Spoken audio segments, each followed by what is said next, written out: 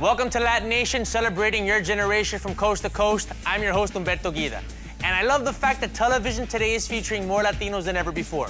And kicking things off is a product of that wonderful phenomenon. Monique Gabriela Curnen grew up in Massachusetts. Both parents were educators and encouraged creativity in the home.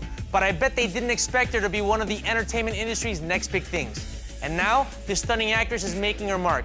From playing opposite Ryan Gosling in Half Nelson to playing a rookie detective in The Dark Knight. Monique is rising up the Hollywood ranks by taking on a new role of FBI agent on the series Taken, based on the blockbuster film of the same name. And if that's not enough, she brings her amazing talent right here to LatiNation.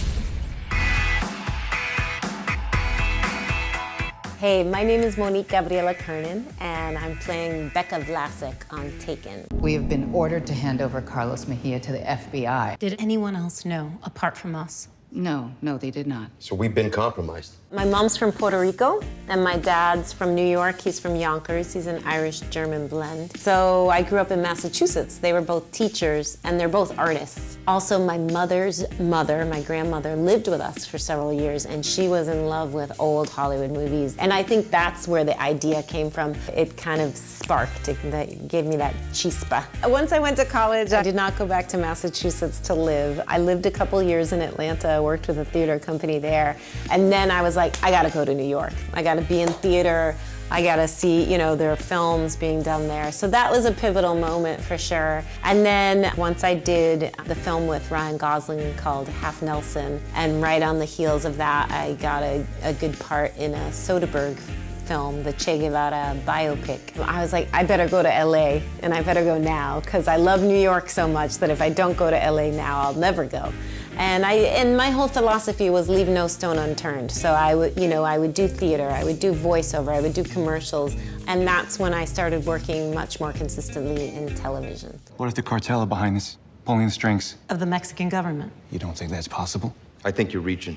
The great story about Taken is that the creator of the show and the showrunner, Alexander Carey, I had worked with him on the third and last season of Lie to Me when I was working opposite Tim Roth. And it was a funny, really fabulous thing where I was in a play in Chicago, and I had submitted a self-tape to Alex for Taken. And he was like, okay, we need you to get on a plane and get here for your screen test. So literally, I went to our last performance. I brought my luggage to the theater. I flew standby that night on a flight to LA, and I screen tested the next morning for Taken. So it was a really fun, cool story. What makes you tick, Brian? Excuse me? What gets your blood flowing? I don't know.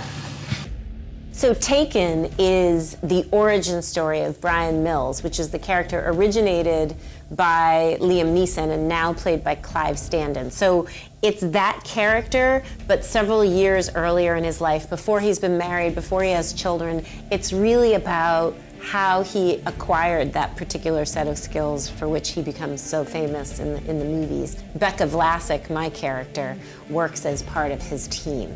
And I've been in this field for a while. My character is great because she's as comfortable with analysis in the office as she is out in the field on a mission. In fact, I think I love being out in the field even more. Yeah, like it or not, you're family now. Me? I think it helps to know a thing or two about the guys who are meant to have my back. Well, the beautiful part about acting is, you're exploring human behavior with compassion, with empathy.